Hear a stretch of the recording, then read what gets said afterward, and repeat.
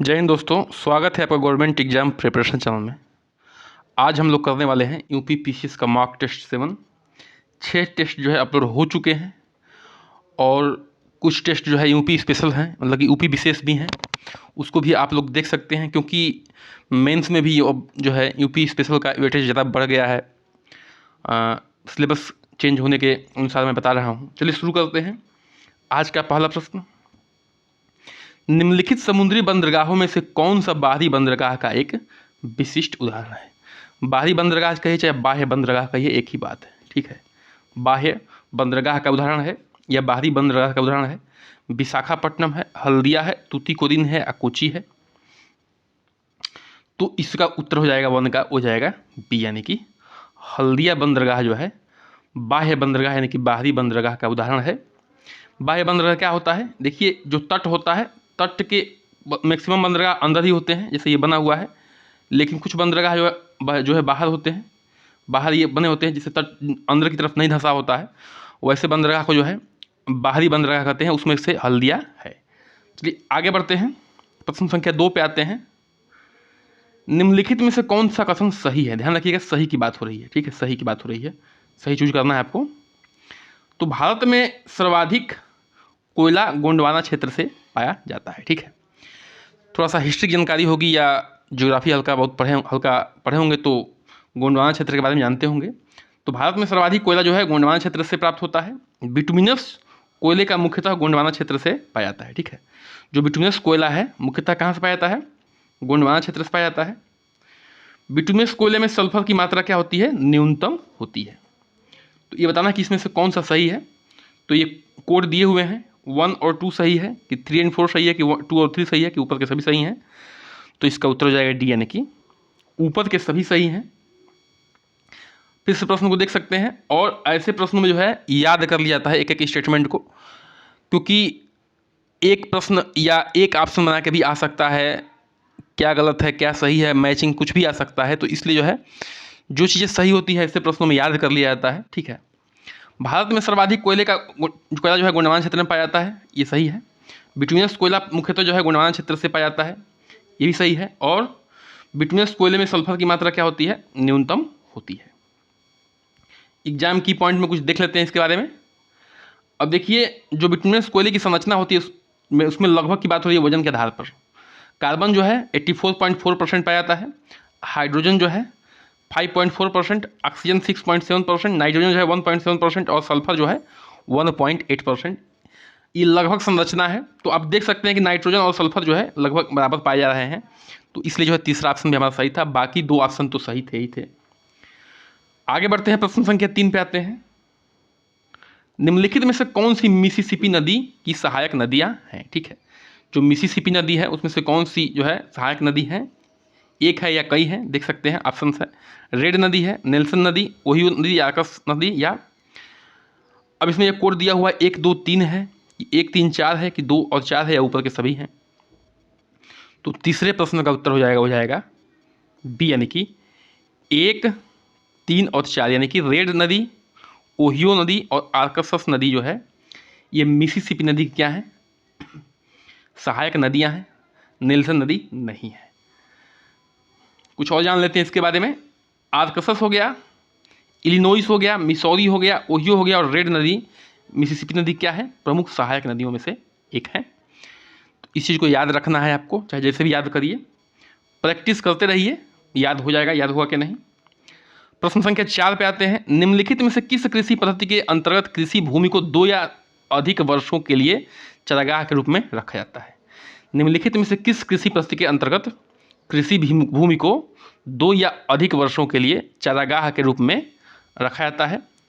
जैविक खेती में, ले खेती में, ट्रक खेती में या आजीविका खेती में? ठीक है, तो चौथे प्रश्न का उत्तर हो जाएगा बी, यानी कि ले खेती में, LEY, ले फार्मिंग में क्या किया जाता है? 2 या अधिक वर्षों के लिए चारागाह के रूप में छोड़ दिया जाता है, ताकि जो है मिट्टी की उर्वरकता बनी रहे, मेंटेन रहे। कुछ जान लेते हैं। जैविक कृषि यानी कि कार्बनिक खेती भी कहते हैं इसको, ये क्या होती है? पारिस्थितिक फार्मिंग के रूप में भी जाना जाता है इसको, ठीक है, यानी कि इन्वायरमेंटल फार्मिंग, जैविक खेती एक कृषि प्रणाली है जो जैविक मूल उर्वरक का उपयोग करते हैं, जैसे गोबर की खाद का प्रयोग करते हैं, हरी खाद का प्रयोग करते हैं, फसलों का रोटेशन होता है इसमें, और साथ ही रोपण यानी कि एक मतलब कि 2 या 3 फसलों का जो है एक ही साथ रोपण किया जाता है, उसको जैविक कृषि कहते हैं या कार्बनिक खेती कहते हैं। अब देखिए, मृदा संरक्षण उपायों के रूप में अनाज और जुताई वाली फलियों के साथ जो है बारी बारी से घास या फलियां उगाना, ये ले कृषि की बात हो रही है। ठीक है, ले खेती में क्या किया जाता है कि घास को उगाया जाता है या कुछ फलियों को उगाया जाता है ताकि जो है मृदा का संरक्षण बरकरार रहे। ठीक है, तीसरा है कि नकदी फसलों के लिए, ध्यान रखिएगा, ले खेती के बारे में थी, ऊपर वाला जो है पॉइंट कार्बनिक खेती के बारे में थी।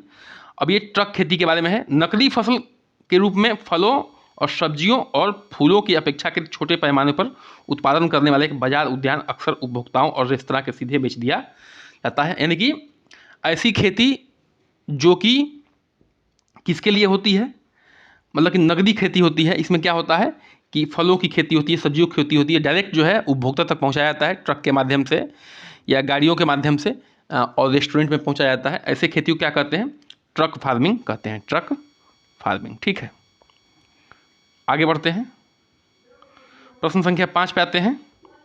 निम्नलिखित में से कौन सा कारक भारतीय मानसून को प्रभावित करता है?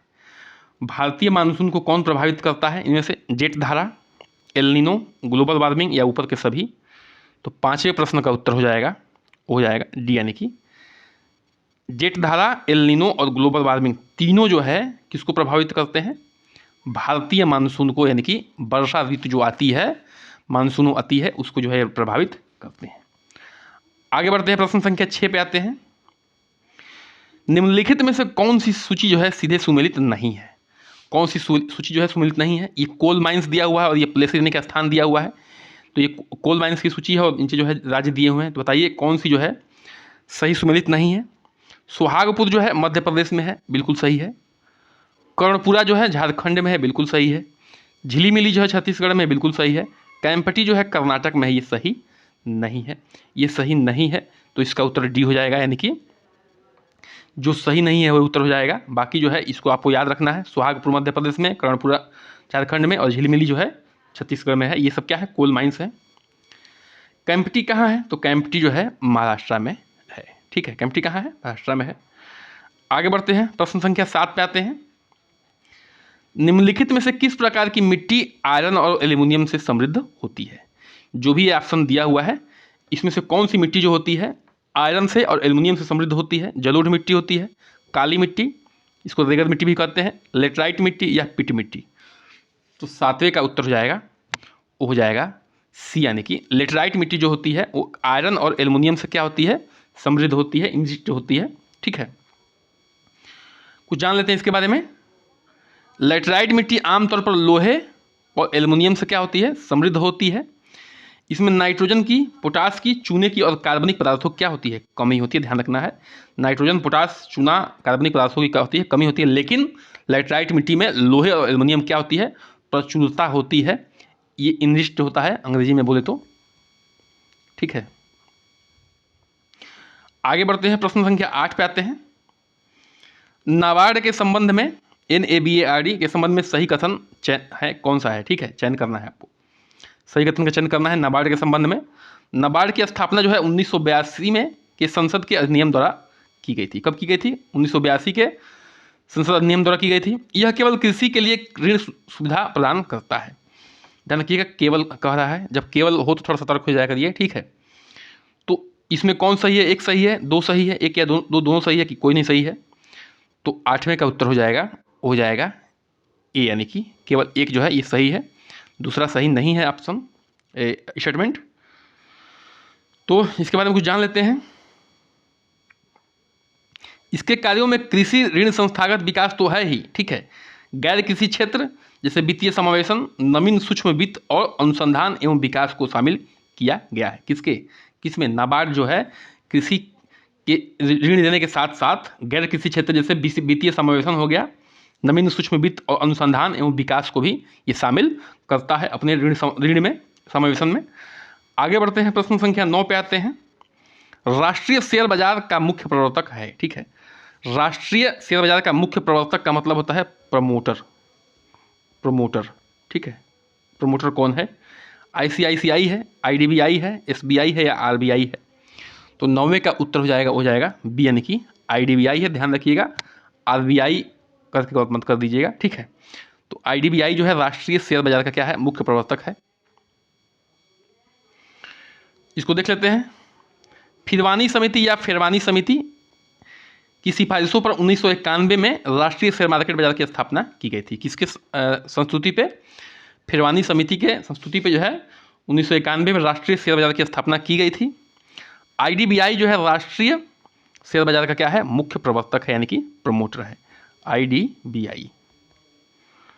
आगे बढ़ते हैं, प्रश्न संख्या 10 पे आते हैं। जीवन का भौतिक गुणवत्ता सूचकांक किसने प्रतिपादित किया है?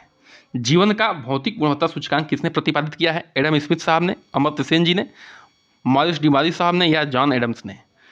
तो 10वें प्रश्न का उत्तर हो जाएगा सी, यानी कि मॉरिस डिमारी साहब ने जीवन की भौतिक गुणवत्ता सूचकांक को प्रतिपादित किया है। इसमें इन्होंने 3 संकेतकों को रखा है, देख सकते हैं आप लोग। 3 संकेतक कौन कौन से हैं? जीवन की प्रत्याशा है, शिशु मृत्यु दर है और बुनियादी साक्षरता दर है। 3 संकेतकों पे जो है इन्होंने ये सूचकांक दिया है। प्रश्न संख्या 11 पे आते हैं। कुएं में पानी भरते समय रस्सी टूट जाने पर व्यक्ति पीछे की ओर गिर जाता है। इसका उदाहरण है न्यूटन का गति का पहला नियम द्वारा ये होगा, कि न्यूटन गति का दूसरा नियम, कि न्यूटन गति का तीसरा नियम, ठीक है। तो या उनमें से कोई नहीं, इसका उत्तर हो जाएगा 11 का सी हो जाएगा, ठीक है। देखिए कैसे, मान लीजिए कि ये कुआं है, ठीक है, ये कुआं है और यहाँ पे ये रस्सी है, ये बाल्टी है, बकेट है। आदमी जो है पानी भर रहा है, मान लीजिए पानी भर रहा है, रस्सी मान लीजिए कि यहाँ से ब्रेक हो गई, टूट गई, तो ये आदमी जो है पीछे की तरफ गिरेगा और बाल्टी नीचे की तरफ गिरेगी। अब क्या हो रहा है यहाँ पे कि न्यूटन का तीसरा नियम इसलिए लग रहा है कि इक्वल और अपोजिट डायरेक्शन लगता है। मान लीजिए बाल्टी को जो है ये बैलेंस किया था ये अपने बल से, ठीक है। जब बाल्टी टूटी तो ये पीछे की तरफ बल लगा रहा था, ये भी नीचे की तरफ बल लगा रही थी ग्रेविटी की वजह से, तो ये तो नीचे गिर ही गई और ये जो है पीछे की तरफ गिर गया। जो रिएक्शन था वो आपको साफ इसमें दिख रहा है, क्रिया प्रतिक्रिया का, ठीक है। इसलिए जो है ये तीसरे नियम से क्या होगा? प्रतिपादित होगा। कुछ और जान लेते हैं, इसको क्या कहते हैं। इसको जो है अभी हम बोल ही रहे थे, क्रिया प्रतिक्रिया का नियम भी इसको कहा जाता है, ठीक है। क्रिया प्रतिक्रिया का नियम भी इसको कहा जाता है, न्यूटन के थर्ड लॉ को। प्रश्न संख्या 12 पे आते हैं। अलगल ब्लूम संदर्भित करता है, ठीक है। अलगल ब्लूम जो है या एल्गी ब्लूम क्या संदर्भित करता है? एल्गी ब्लूम, ठीक है, एल्गी ब्लूम क्या संदर्भित करता है? एल्गी ब्लूम विरंजन को, यानी कि रंगहीनता को, मूंगों यानी कि कोरल्स पर क्लोरीन का जमाव को, पानी की सतह पर शैवाल की परत को, या अंटार्कटिक क्षेत्र में जैव रेगिस्तान को। तो एल्गल ब्लूम जो है वो करता है, 12 का सी हो जाएगा, पानी की सतह पर शैवाल की परत को जो है एल्गल ब्लूम संदर्भित करता है। प्रश्न संख्या 13 पे आते हैं। डीनेचर्ड एल्कोहल जो है क्या है?